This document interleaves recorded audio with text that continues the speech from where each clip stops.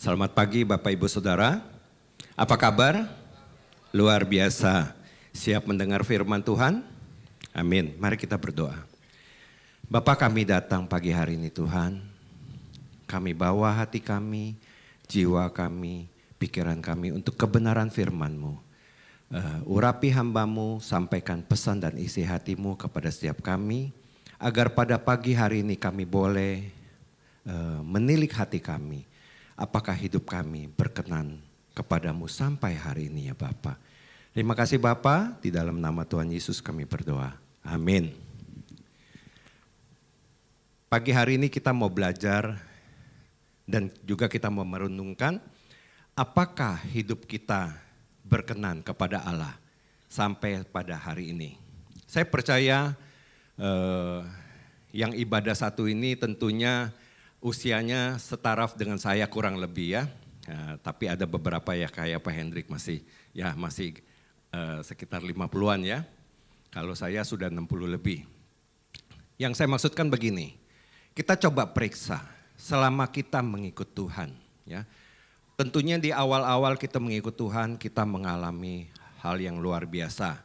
Tetapi bagi orang yang mengalami lahir baru ya, tentu saya percaya di sini semua pasti mengalami lahir baru. Begitu luar biasa, begitu semangat kepada Tuhan ya, hatinya haus akan firman Tuhan, haus bersaksi. Nah, bagaimana kalau sesudah perjalanan dari sejak terima Tuhan Yesus lahir baru, 5 tahun kemudian, apakah kita masih tetap antusias seperti itu? Lalu yang lebih lama lagi 10 tahun, kalau diri saya mengikut Tuhan, percaya kepada Tuhan tahun 1989. Jadi 89 ke sekarang kurang lebih 34 tahun. Ya. Nah, seiring dengan perjalanan kita mengikut Tuhan tentunya kita menyadari ya. Sering kadang-kadang kita mulai jenuh ya. Rohani kita mulai stagnasi. Tentunya Bapak Ibu juga mengalami hal yang sama. Nah, waktu kita berjalan 5 tahun, 10 tahun, 15 tahun, 20 tahun, 30 tahun ikut Tuhan, apakah kita masih tetap antusias di dalam Tuhan? Dan apakah hidup kita berkenan kepada Tuhan?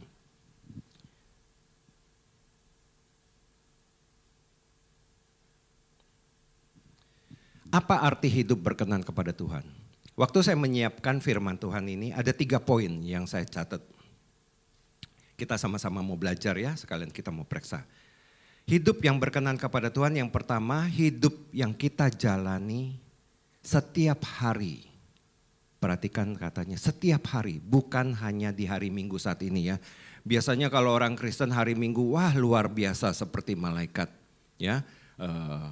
Mengasihi, perhatian, tetapi yang kita jalani sebenarnya yang kita hadapi setiap hari-hari kita. Tantangannya dari Senin, Selasa, Rebo sampai ketemu Senin lagi. Dan juga itu 24 jam Bapak Ibu Saudara. Ya, apakah hidup yang kita jalani selama 24 jam setiap hari itu menyenangkan hati Tuhan? Artinya apa? Yang kita lakukan setiap hari itu coba kita menilik, kita periksa. Apakah kita tetap taat kepada peraturan-peraturan yang Tuhan beri? Firman-firman Tuhan. Atau kita hanya taat sebagian. Nah, juga apakah kita taat kepada aturan-aturan pemerintah yang di Indonesia ini yang Tuhan percayakan untuk kita taati. Atau kita tidak taat. Nah, kalau kita tidak taat kepada aturan yang Tuhan beri, berarti kita tidak berkenan sebenarnya kepada Tuhan. Ya, yang kita jalani. Saya ambil contoh yang paling gampang. Saya ambil 2 contoh ya. Yang pertama, apakah kita taat kepada peraturan pemerintah buat misalnya aturan lalu lintas, ya. Di sini tentunya Bapak Ibu Saudara ada yang bawa mobil, ada yang bawa motor ya. Betul ya? Setuju? Nah, siapa yang bawa kendaraan motor atau mobil bisa angkat tangan? Ya. Nah, kalau kita di lampu merah ya, ini yang sudah sering kali disampaikan. Lampu merah kita berhenti dong, betulnya kan? Aturan yang pemerintah berikan. Nah, apakah kita masih berhenti masih di belakang garis? Seringkali kita sudah berhenti di belakang garis tapi toto cus dari belakang. motor di depan kita. Semakin banyak, semakin banyak. Betul nggak? Betul apa betul? Betul ya? Nah, apakah itu taat? Tidak ya. Terus lagi yang lebih parah lagi, sudah berhenti di depan kita, berjejer banyak. Belum hijau, dia sudah nyelonong pada jalan. Padahal masih merah. Nah itu ciri-ciri kita tidak taat kepada aturan yang diberikan kepada pemerintah kita. Padahal aturan itu datangnya dari mana? Dari Tuhan. Karena Tuhan bilang kita harus taat kepada Tuhan dan taat juga kepada otoritas yang bukan dari Tuhan tapi yang Tuhan percayakan, yaitu pemerintah kita. Ya. Nah, jadi kita salah satu contoh seperti itu. Tapi saya percaya di sini enggak ya semua taat-taat ya. Coba tengok kiri kanan. Ya, taat semua ya. Semoga ini tidak ada di jemaat kita ya. Lalu yang kedua, sebelum kita bertobat kita hidup di dalam dunia, seringkali hidup kita tidak jujur ya, bohong apa segala macam. Nah, apakah kita masih jalani hidup itu setiap hari-hari kita atau kita sudah tidak lakukan lagi? Karena sejak Yesus memanggil kita menjadi orang percaya, kita sudah diciptakan menjadi manusia baru, ciptaan yang baru. Nah, atau kita masih menjalani hidup yang lama di dalam diri kita. Nah, itu yang pertama. Hidup yang kita jalani apakah menyenangkan hati Tuhan sepanjang hari-hari kita 24 jam setiap hari. Lalu yang kedua, apakah yang kita lakukan dalam hidup kita setiap hari tidak bertentangan dengan kehendak dan sifat-sifat Allah. Apa sifat-sifat Allah Bapak Ibu? Sifat-sifat Allah adalah kasih. Allah itu kasih. Apakah yang kita jalani, yang kita hidupi ada kasih di dalam diri kita? Coba kita tilik hati kita. Sepanjang 24 jam dalam 1 minggu 7 hari, apakah ada kasih? Atau yang kita lakukan malah bukan ada terpancar kasih dari kita lakukan kepada orang lain, tapi kita melukai atau menyakiti hati orang. Coba kita refleksikan diri kita. Wah, saya ternyata belum ya. Nah, saya tidak menghakimi Bapak Ibu, tapi kita belajar untuk mengecek dan memeriksa hati kita. Kalau belum, kita ambil hari ini kesempatan untuk datang dan bertobat kepada Tuhan. Lalu yang ketiga, kita melakukan apa yang menjadi keinginan dan kerinduan hati Tuhan. Artinya apa? Yaitu membawa kerajaannya dan kebenarannya ke bumi. Membawa kerajaannya dan kebenarannya dimanapun Bapak Ibu Saudara berada. Sudah belum kita lakukan itu? Atau kita hanya lakukan pada saat hari Minggu atau hari Komsel. Di luar dari hari itu kita lupa tuh. Kita sibuk dengan urusan kita. Kita melakukan dengan apa yang menjadi karakter dan sifat-sifat kita yang lama. Nah, pada pagi hari ini kita coba mau belajar. Tanya Tuhan, Tuhan apakah hidup saya sudah berkenan kepadamu sampai hari ini? Ya, makanya tadi saya bilang kita coba periksa dari sejak pertama kali kita ikut Yesus sampai sekarang, di mana posisi kita? Di dalam Yohanes 15 ayat 16a berkata, bukan kamu yang memilih aku, kata Tuhan, tetapi akulah yang memilih kamu. Jadi Bapak Ibu Saudara di tempat ini adalah orang-orang pilihan Tuhan. Bukan kita yang ujuk-ujuk datang bisa, oh saya mau ikut ke gereja, mau dengar firman Tuhan. Tidak. Tapi Tuhan sudah memilih setiap kita. Tuhan sudah memilih Bapak Ibu Saudara. Tuhan memilih setiap kita Bapak Ibu Saudara dengan satu tujuan, rancangan dan rencana yang indah dalam hidup setiap kita. Coba katakan kiri kanan, ada rencana dan rancangan Tuhan yang indah bagi dirimu. Coba katakan. Percaya enggak? Ada rancangan dan rencana Tuhan yang indah dalam setiap kita. Kita harus percaya karena firman Tuhan ya. Di dalam Yeremia 29:11 dikatakan, rancanganku adalah rancangan damai sejahtera kata Tuhan, bukan rancangan kecelakaan. Jadi kecelakaan itu bukannya dari Tuhan ya, itu pencobaan dari si jahat. Untuk mencapai hari depan yang penuh harapan. Jadi Tuhan sudah merancang yang baik dan memberikan hari depan yang penuh harapan. Kita harus punya iman seperti itu kepada Tuhan. Agar kita mendapatkan rancangan Tuhan yang terbaik buat kita. Jadi kita sebagai anak-anak Allah harus memiliki gaya hidup yang berkenan dan sesuai dengan kehendak Allah. Yaitu gaya hidup yang penuh kasih, rela berkorban, dan mengajarkan kebenaran. Dimanapun kita berada, kapanpun kita berada. Seperti Coca-Cola ya. Dimana, kapan, dan siapa saja. Ya, kita harus mengajarkan, membagikan kasih, rela berkorban, dan mengajarkan kebenaran. Ya, inilah yang Kristus ajarkan kepada kita lewat hidupnya selama 3,5 tahun. Jadi kita juga harus melakukan yang sama seperti Kristus lakukan. Di dalam 1 Petrus 3 ayat 9 dikatakan, ketika orang lain berbuat jahat kepadamu, janganlah membalas dengan kejahatan. Ketika orang lain menghinamu, janganlah membalas dia dengan penghinaan. Sebaliknya berdoalah supaya Allah memberkati dia. Dan lalu lanjutnya, memang untuk itulah kita dipanggil. Nah ini perhatikan, itu di bold kuning sama saya. Karena untuk itulah kita dipanggil. Menjadi milik Allah yang istimewa. Yakni supaya ketika kamu dibuat susah, kamu membalasnya dengan memberkati. Dalam hal inilah Yesus mengajarkan kepada kita untuk kita memiliki sikap hati yang rendah hati dan lemah lembut. Kalau orang yang tidak memiliki sikap yang rendah hati dan lemah lembut, dia tidak bisa. Biasanya kalau kita disakiti, kita mau males menyakiti, itu sifat apa? Daging atau sifat Tuhan? Daging. Tapi Tuhan mengajarkan kalau kita dijahati, jangan kita balas dengan kejahatan juga. Kalau kita dihina atau direndahkan, jangan kita membalas. Pembalasan itu miliknya Tuhan, haknya Tuhan. Bagian kita adalah mengikuti sifat dasar Kristus, yaitu rendah hati dan lemah lembut. Ya, jadi Bapak Ibu Saudara, kita harus memiliki sifat dasar ya dari Kristus itu sendiri agar hidup kita berkenan di hadapan Tuhan. Tuhan tidak mau sesudah dia memanggil kita dari kegelapan menjadi anak-anaknya hidup di dalam terang, menjadi ciptaan yang baru. Dia tidak mau kita hidup serupa dan sama seperti dunia ini. Ya, baik orang-orang yang belum percaya maupun yang dunia tawarkan. Dia mau kita berubah. Ya, di dalam Roma 12 ayat 2 dikatakan, janganlah kamu menjadi serupa dengan dunia ini, tetapi berubahlah oleh pembaruan budimu, kata Tuhan. Berubah karena ciptaan kita adalah ciptaan yang baru. Sehingga kamu dapat membedakan manakah kehendak Allah, apa yang baik menurut Allah, dan yang berkenan kepada Allah, dan yang sempurna. Kita tadi sudah dibilang dipanggil Tuhan menjadi pilihan yang istimewa, betul ya? Jadi Tuhan mau kita tidak sama dengan dunia ini. Kita tidak sama dengan orang-orang yang belum mengenal Tuhan dan kebenarannya.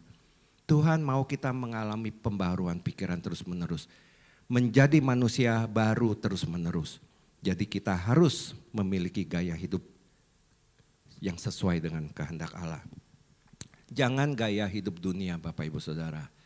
Gaya hidup dunia itu adalah memuaskan keinginan daging kita. Ego kita. Ya.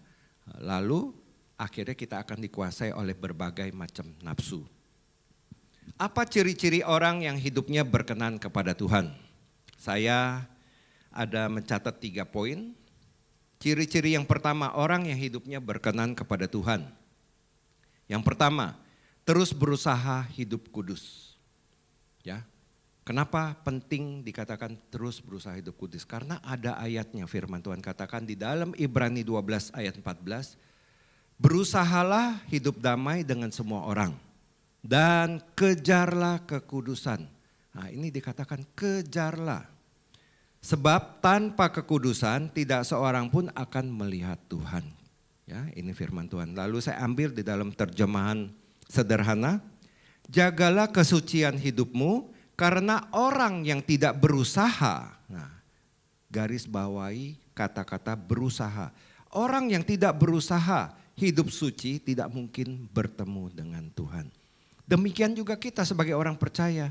Jadi jangan dianggap, oh kita sudah percaya Kristus, sudah terima Yesus, kita pasti selamat. Nanti dulu Bapak Ibu. Tuhan sudah memberikan anugerah keselamatan kepada kita. Tetapi kalau kita tidak menjaga hidup kita di dalam kekudusan setiap hari. Coba Bapak Ibu bisa bayangkan. Misalnya kita sudah percaya Tuhan tapi hidup kita di dalam percabulan, hidup kita di dalam perjinahan, perselingkuhan dengan orang lain, terus menerus. Apakah itu bisa kita menjadi selamat? Tidak. Karena jelas firman Tuhan katakan, sebab tanpa kekudusan tidak seorang pun akan melihat Tuhan atau berjumpa dengan Tuhan. Jadi kekudusan ini penting. Ya, nanti saya akan kasih tahu kenapa kalau kita hidupnya tidak benar, tidak kudus ya, hidup di dalam daging, ciri-cirinya apa yang membuat kita bisa tidak selamat? Ya. Apa ciri-ciri hidup yang berkenan kepada Allah yang kedua? Hidup mereka tidak dikuasai oleh keinginan-keinginan daging dan hawa nafsu mereka. Ya.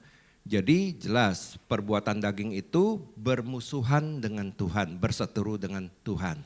Ya, apa ciri-ciri perbuatan daging? Nah, saya bacakan, Bapak Ibu coba refleksikan dalam diri kita, hal-hal apa yang masih ada perbuatan daging dalam diri kita. Di dalam Galatia 5 ayat 19 sampai 21, perbuatan daging telah nyata, yaitu percabulan, kecemaran, hawa nafsu. Perhatikan, ini 3 poin di atas Bapak Ibu. Ya, artinya penting. Banyak sekali orang jatuh dalam hal ini. Lalu penyembahan berhala, sihir, perseteruan, perselisihan, iri hati, amarah, kepentingan diri sendiri, percideraan, roh pemecah, kedengkian, kemabukan, pesta pora dan sebagainya. Ini ciri-ciri perbuatan daging. Kita memang belum sempurna Bapak Ibu ya. Kita masih hidup terdiri dari darah dan daging. Tetapi Tuhan mau kita terbebas dari segala perbuatan daging dengan segala hawa nafsunya. Dari sekian banyak perbuatan daging, dalam hal mana yang masih kita jatuh bangun? Tuhan mau kita keluar dan menang Bapak Ibu. Tuhan mau kita terbebas dan tidak dikuasai lagi dengan keinginan-keinginan daging. Makanya hidup kita harus terus dipimpin oleh firman Tuhan setiap hari dan melakukan firman Tuhan dengan pertolongan Roh Kudus. Kalau hidup kita tidak dipimpin oleh firman Tuhan, hidup kita tidak dipimpin oleh Roh Tuhan, malah sebaliknya hidup kita dipimpin oleh daging kita sendiri. Tidak ada lain, pilihan cuma 2 di dunia ini. Kita mau dipimpin Roh Tuhan atau kita dipimpin oleh daging kita sendiri, lalu dipimpin oleh si jahat. Jadi kita harus dipimpin oleh Roh Tuhan setiap hari. Kita harus belajar taat dengan apa yang dikatakan firman Tuhan, apa yang dikatakan perintah-perintah Tuhan. Ya. Lalu apa ciri-ciri orang yang hidupnya berkenan kepada Allah? Yang ketiga yaitu hidup terus melekat kepada Tuhan dan melakukan perintah-perintahnya atau firman-Nya lewat pertolongan Roh Kudus. Ya. Ini sangat jelas ya, kalau kita hidup melekat kepada Tuhan, kita mengalami kekuatan ya untuk kita tidak dipimpin atau dikuasai oleh keinginan daging. Di dalam Kolose 2 ayat 6 dan 7 ini penting sekali bagi hidup orang percaya, yaitu saudara, Bapak, Ibu dan saya yang kita harus jalani. Yang ayat nomor 6 berkata, kamu telah menerima Kristus Yesus. Siapa yang telah menerima Kristus Yesus? Kita semua yang ada di sini, termasuk saya. Kristus Yesus Tuhan kita. Karena itu hendaklah, nah ini yang pertama, hidupmu tetap di dalam Dia. Apa arti tetap di dalam Dia? Kalau ada kata tetap, berarti ada juga kata yang tidak tetap, betul enggak? Jadi banyak ada anak Tuhan, dia tetap di dalam Tuhan, tapi ada yang tidak tetap, dia keluar dari Tuhan artinya. Jadi kita harus tetap di dalam Dia. Artinya apa tetap di dalam Dia? Kita terus bersatu dengan Kristus. Ya, dengan Kristus, dengan firman-Nya, terus bersatu setiap hari. Bangun hubungan dengan Tuhan setiap hari.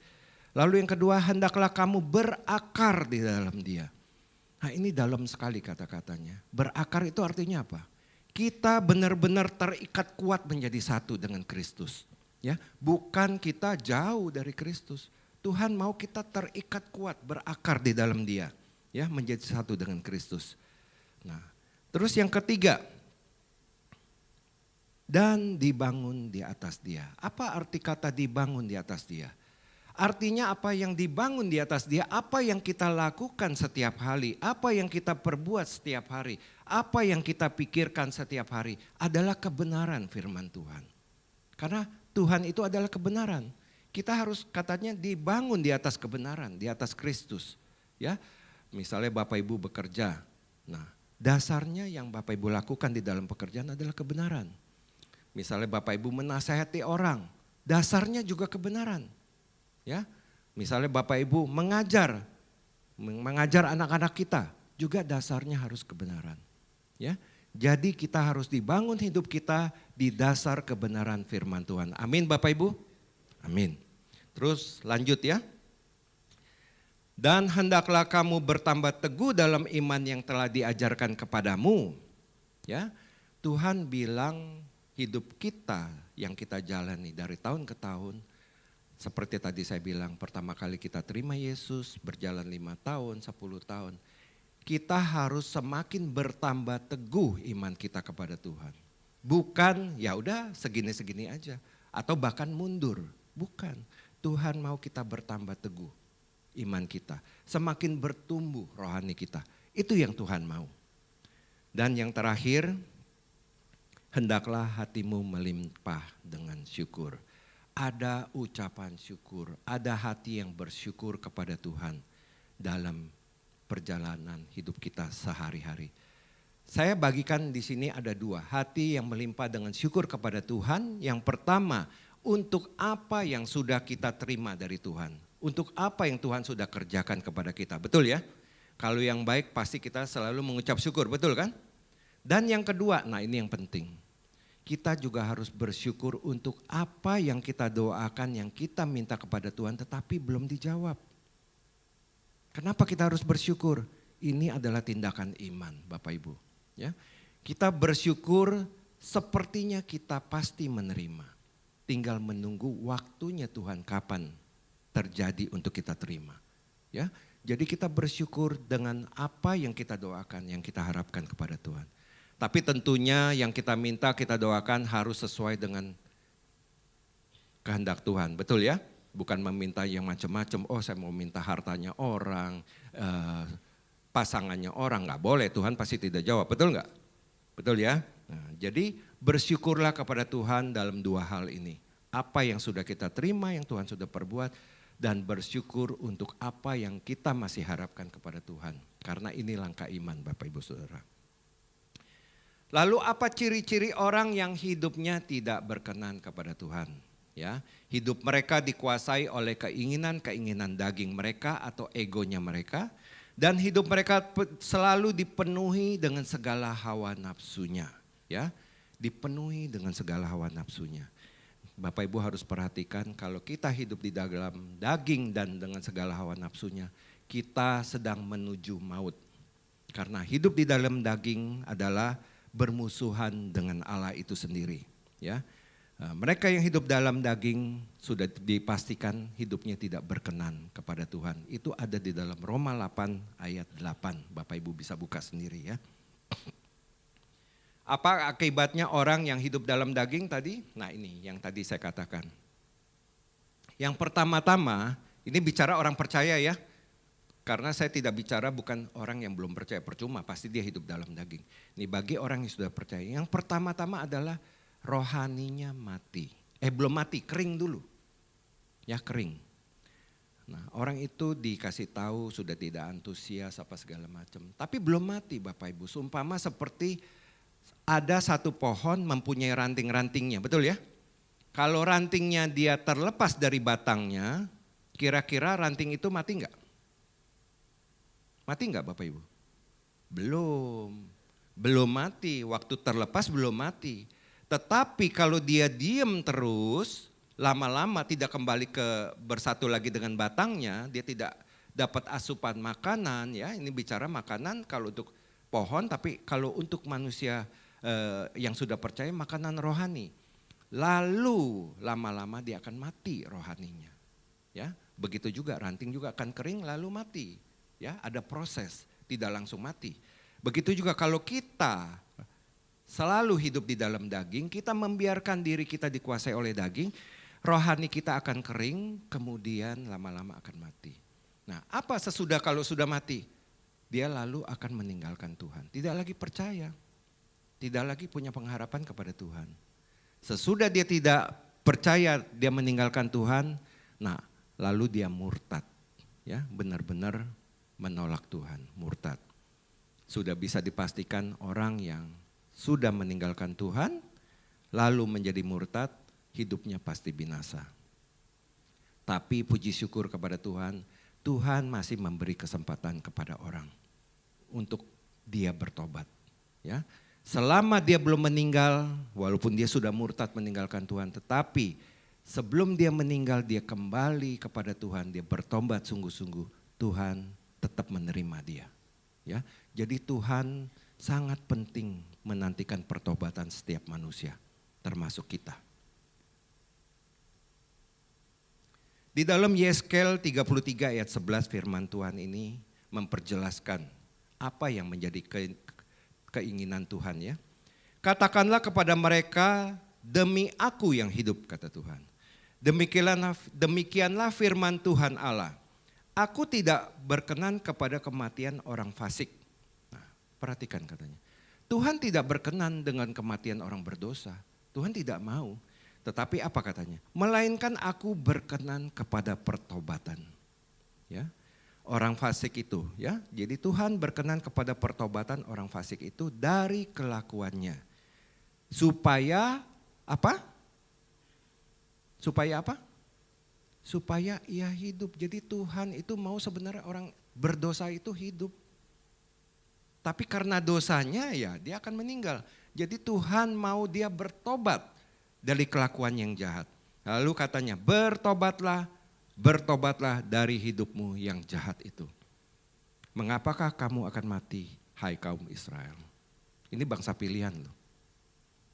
Termasuk seperti Bapak Ibu Saudara, orang-orang pilihan Tuhan. Jadi Tuhan mau melihat pertobatan setiap kita, ya. Karena kita masih bergumul ya dalam hidup kita ya, perjalanan hidup kita nggak tahu Tuhan Yesus datang atau kita kembali kepada Tuhan di usia berapa. Apakah pada saat waktu kita meninggal kita mencapai finishing well, hidup kita berkenan kepada Tuhan. Di dalam Filipi 2 ayat 12 jelas dikatakan, hai saudaraku yang kekasih, kamu senantiasa taat. Kita semua senantiasa taat ya kepada Tuhan. Karena itu tetaplah, di sini jelas dikatakan, kerjakanlah keselamatanmu dengan takut dan gentar. Artinya ada bagian kita. Sesudah menerima keselamatan dari Tuhan, ada bagian kita untuk mengerjakan keselamatan. Artinya mengerjakan keselamatan apa? Terus membangun pertumbuhan rohani kita. Ya. Tidak mengikuti keinginan-keinginan daging kita. Itu bagian kita untuk kita lakukan terus. Kita masuk di bagian terakhir. Apa solusinya untuk hidup berkenan kepada Allah? Saya mencatat ada 3 poin juga. Yang pertama, kita harus terus membangun pertumbuhan rohani kita.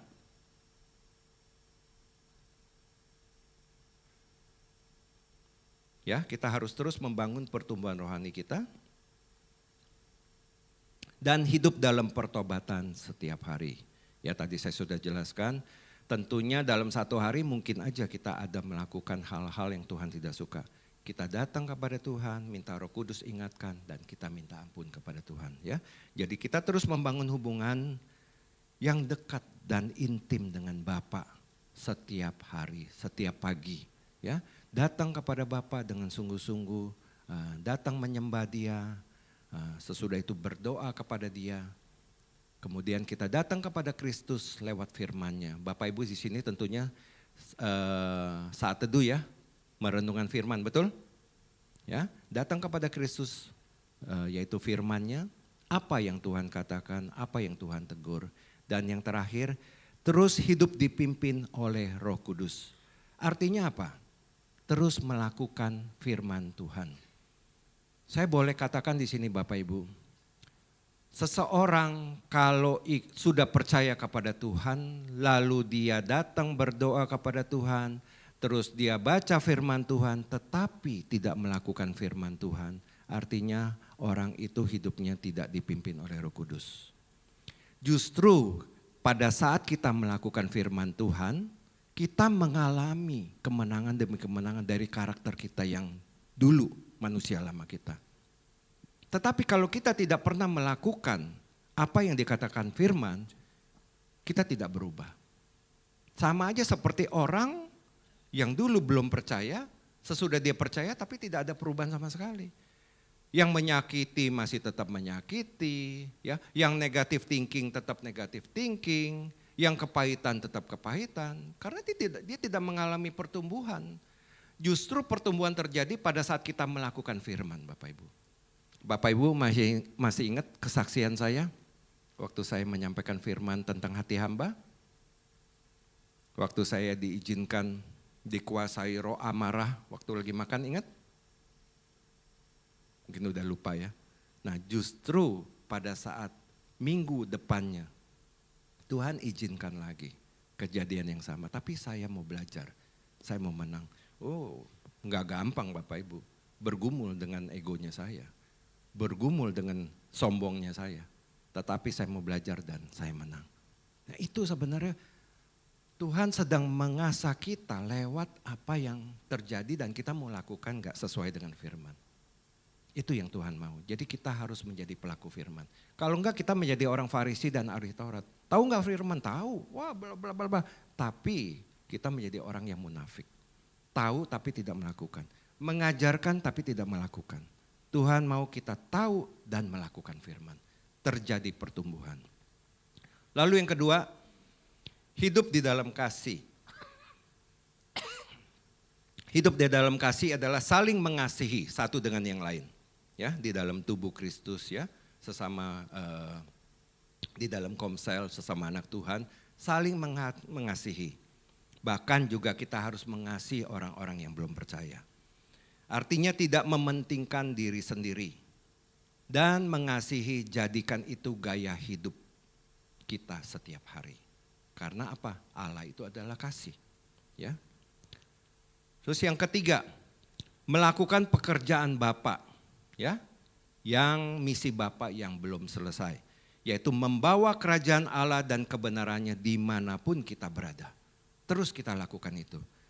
Dan yang terakhir, selain membawa nilai-nilai kerajaan Allah di mana kita berada, kita harus menjangkau jiwa-jiwa yang terhilang.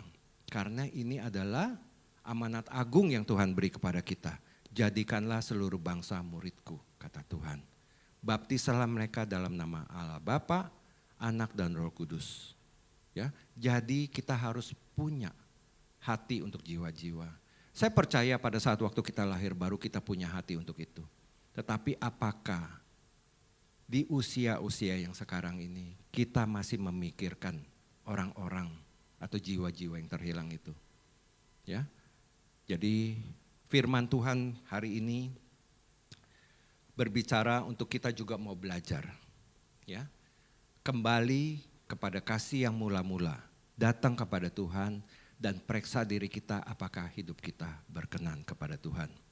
Dan saya mau akhiri firman Tuhan pagi hari ini dengan sebuah kesaksian di mana pada saat waktu itu saya dengan Pak Untung didoakan ya, di sini juga didoakan untuk diutus pergi ke Watu Bambang.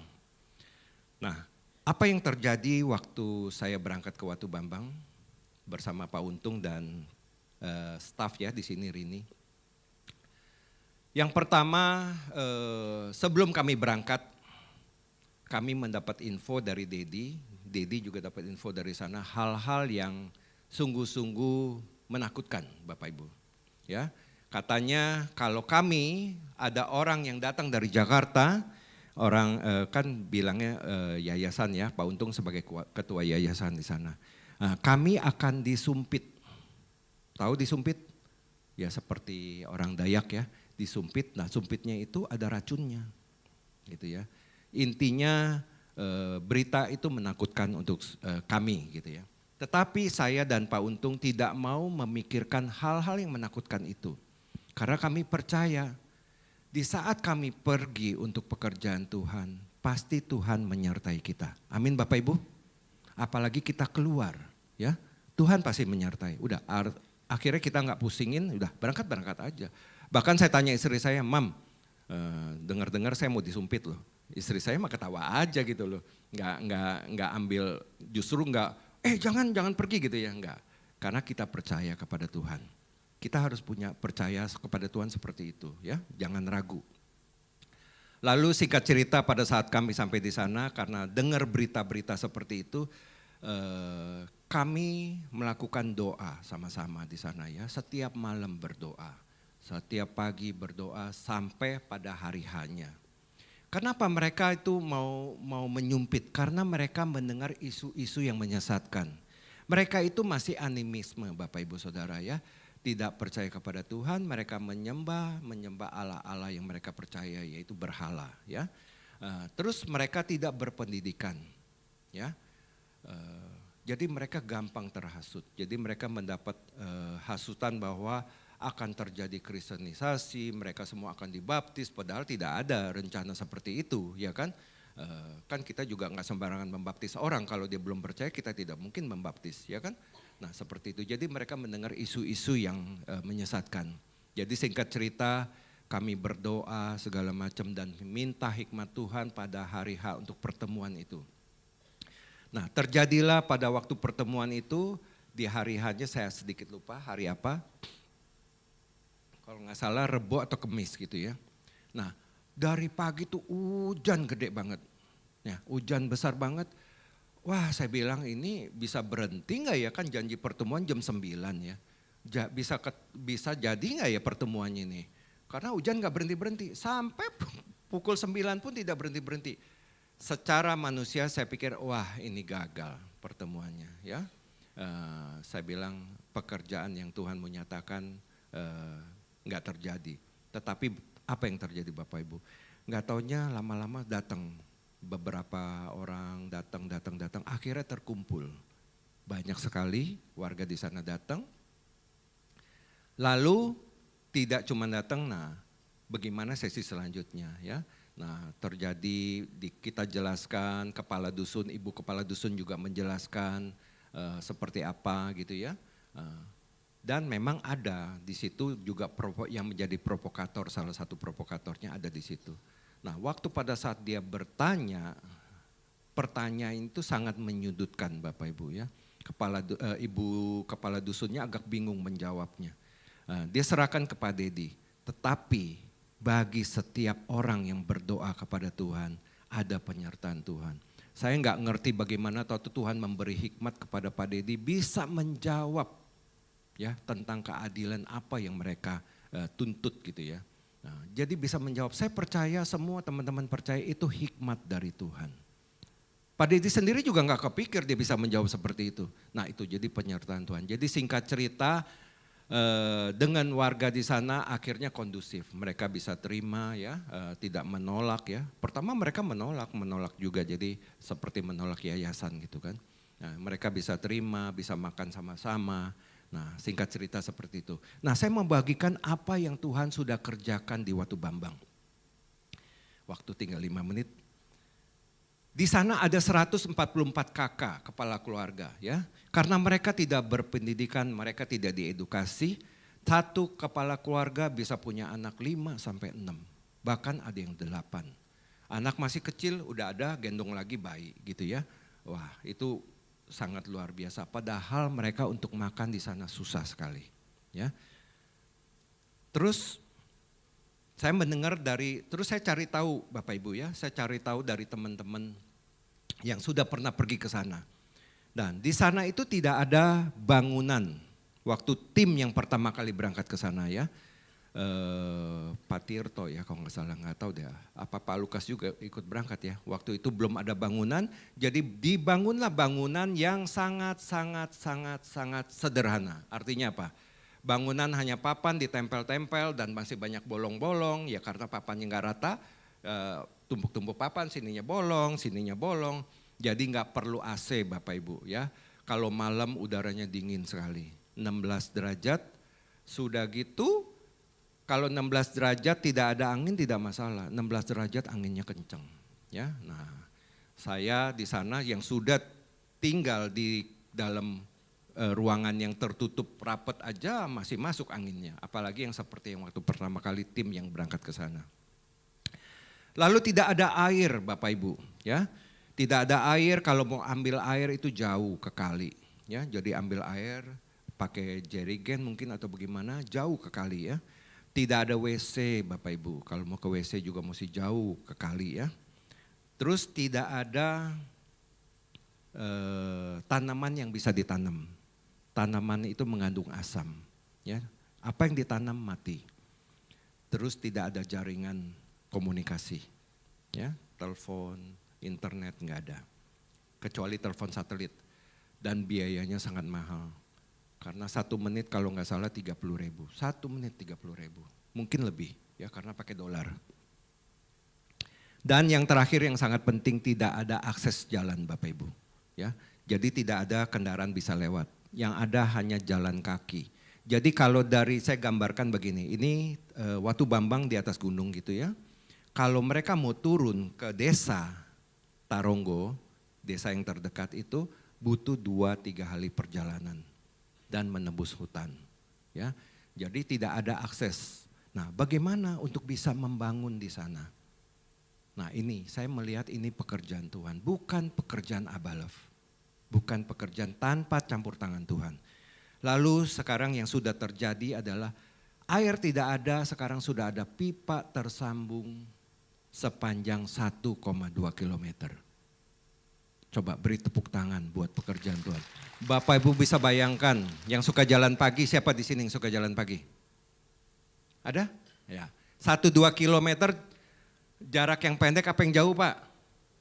Jauh, saya nggak bayangin, buset 1,2 kilometer. Pipa itu panjang berapa meter?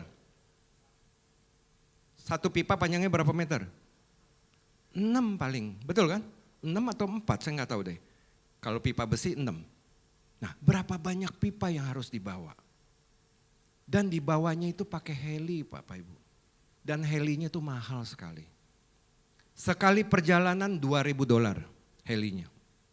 Tetapi yang punya heli kerjasama dengan dia punya hati untuk misi, untuk istilahnya untuk orang-orang yang terpencil ya. Bekerja sama dengan gereja, jadi disubsidi. Tetapi kita harus sewa heli itu untuk angkut orang 1 jam $400.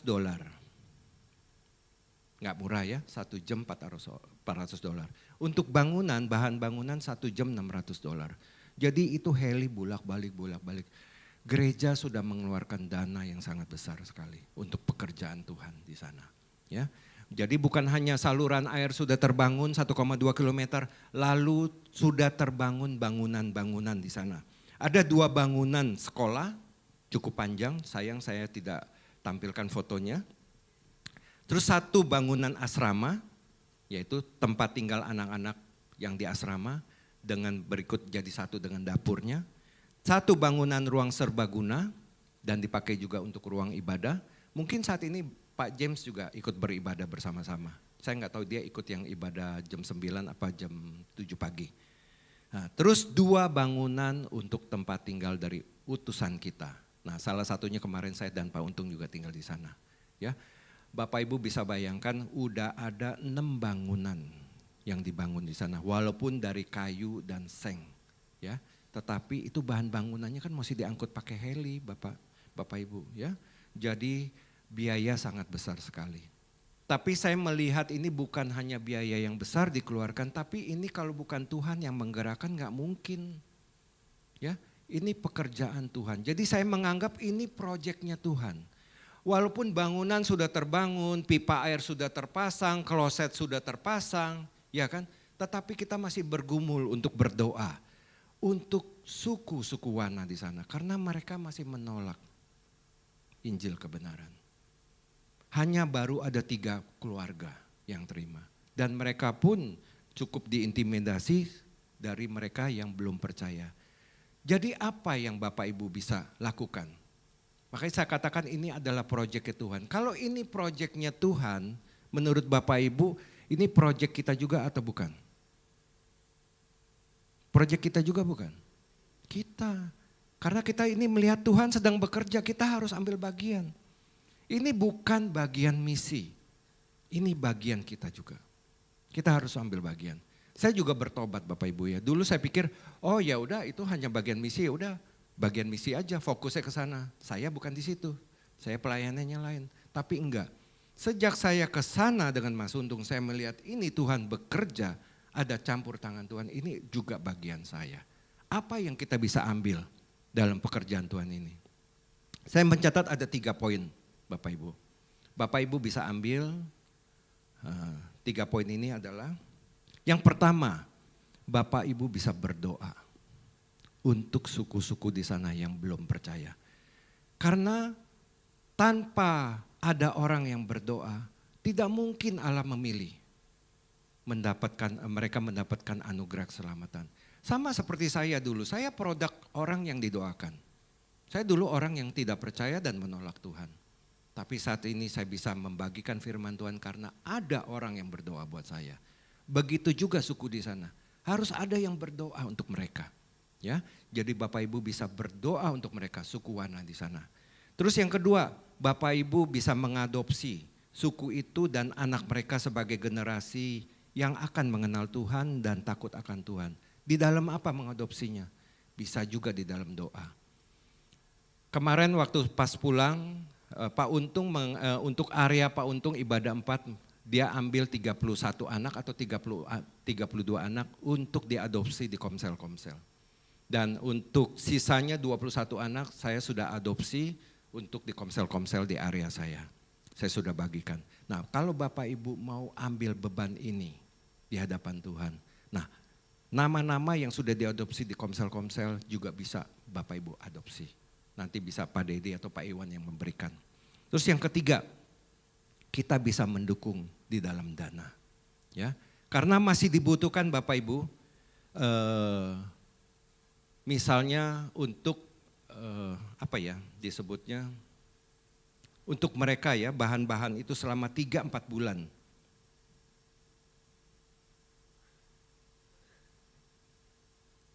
Ya, jadi untuk logistik ya, yang disebut logistik. 3-4 bulan selama di sana. Dan saya melihat kalau orang warga dusun itu datang, mereka datang bawa sayur, tukar dengan beras. Bawa sayur, tukar dengan mie. Karena mereka enggak ada makanan itu, mereka kelaparan. Ya, jadi butuh logistik juga, selain untuk kebutuhan panti dan utusan kita, juga untuk warga di sana. Ya, Bapak Ibu kalau tergerak bisa memberikan itu. Ya, nanti mungkin Pak Iwan bisa mengatur untuk rekeningnya, Bapak Ibu bisa menyumbang. Dan kebutuhan yang sedang dibutuhkan saat ini adalah 5 buah laptop, karena laptop anak-anak sekolah itu pada rusak. Ya, dan kemarin dari 5 buah laptop sudah ada 1 laptop yang menyumbang. Ya, jadi Bapak Ibu kalau misal 1 laptop terlalu besar nilainya, Bapak Ibu bisa sumbang berapa yang Bapak Ibu mau berikan. Biar digabungkan jadi kita bisa belikan laptop untuk kebutuhan di sana.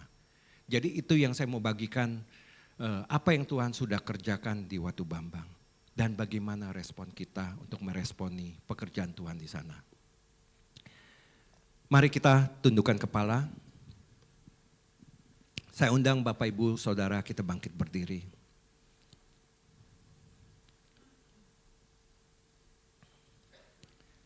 Firman Tuhan sudah Bapak Ibu dengar. Kesaksian juga Bapak Ibu sudah dengar. Sekarang apa respon setiap kita pada pagi hari ini di hadapan Tuhan? Apakah kita mau terlibat untuk kegerakan Tuhan di Watu Bambang?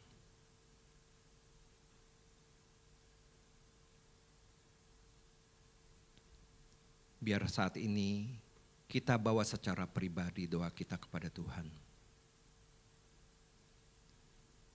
Dan juga firman Tuhan tadi disampaikan untuk hidup berkenan kepada Tuhan sampai hari ini. Bagi Bapak Ibu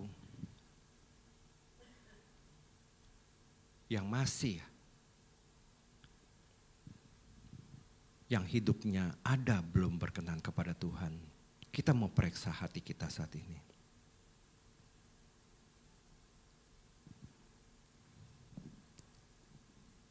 kita mau datang sungguh-sungguh kepada Tuhan.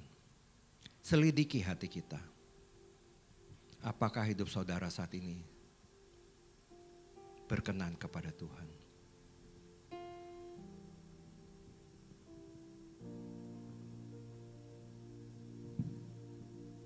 Ya Tuhan.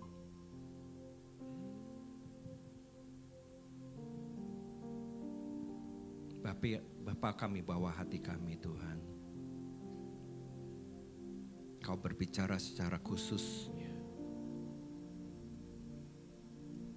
Jangan izinkan, jangan biarkan kami di usia-usia yang sudah lanjut ini Tuhan tidak mengambil bagian dari pekerjaan-Mu. Kami mau Tuhan meresponi Tuhan. Apapun yang Kau sedang kerjakan. Kalau Engkau berbicara kepada hati setiap kami, jamah kami, sentuh kami, ubahkan kami dari hal-hal apa yang kami masih terikat kedagingan kami.